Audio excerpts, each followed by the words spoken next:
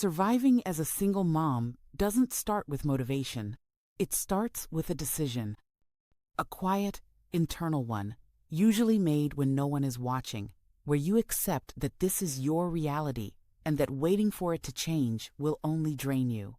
The moment you stop asking why this happened and start asking how you move forward, survival becomes possible. At first, everything feels heavier than it should. Problems arrive without warning and stack up fast. Something breaks in the house, a bill shows up that doesn't make sense, your child needs comfort while your own energy is already low. Panic tries to take control, but you learn quickly that panic doesn't fix anything. Action does, even imperfect action, especially imperfect action. You begin to use the internet differently, not to disappear into it, not to numb yourself, but to extract answers. A pipe leaks. You search how to fix it. Money feels tight. You look up how to stretch a budget on one income. Your child senses your stress. You learn how to talk calmly, even when you're not calm inside. You watch with intention. Pause. Apply what you learn, then close the app. Every solved problem gives your brain a small but powerful signal. I handled this. That signal matters. It builds confidence faster than any motivational quote ever could. One of the most important tricks you learn is to lower the bar without lowering standards.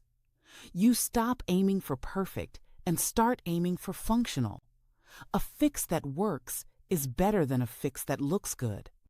A simple routine that holds is better than a complex plan that collapses. Life doesn't need to be impressive. It needs to be stable.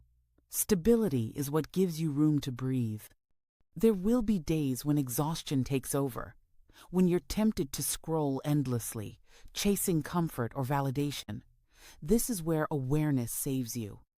Endless content is designed to keep you passive, to replace real progress with the illusion of it.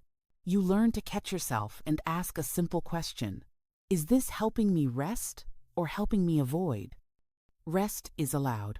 Avoidance is expensive. Choosing rest on purpose is one of the smartest survival skills you can build. Motivation doesn't come from hype. It comes from evidence. From seeing that yesterday you panicked longer and today you panic less. From noticing that problems that once felt impossible now feel manageable. A powerful trick is to mentally track your wins, even the small ones. Fixed something, handled a hard conversation, got through a rough day without falling apart. These moments don't go viral, but they rewire how you see yourself. Over time, you stop reacting to life and start anticipating it. You prepare backups, you simplify choices, you learn when to push and when to pause. This is not coldness, it's wisdom. You're not becoming harder, you're becoming steadier. And steadiness is what children feel as safety. You also learn to stop comparing your life to others.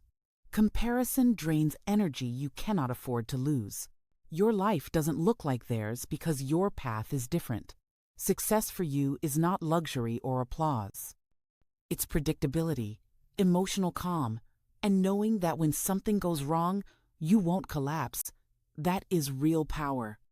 One of the most motivating realizations comes quietly. You don't need to be rescued. Not because partnership has no value, but because your life cannot depend on hope. Hope is fragile. Skills are solid. Every skill you learn, every system you build, every routine you stabilize makes you less vulnerable and more free. If someone joins your life later, it's because they add to what you've built, not because you need them to survive. A simple but effective trick is to break overwhelming days into small, finishable moments. Don't plan the whole week when today feels heavy. Plan the next hour. Complete one task fully. Let completion reset your nervous system. Momentum grows from finished things, not from perfect plans. Survival slowly turns into confidence. Confidence turns into calm. Calm turns into growth. You become someone who doesn't freeze under pressure, who knows how to learn instead of panic, who trusts herself to figure things out even when the answer isn't clear yet. In the end, surviving as a single mom isn't about being extraordinary.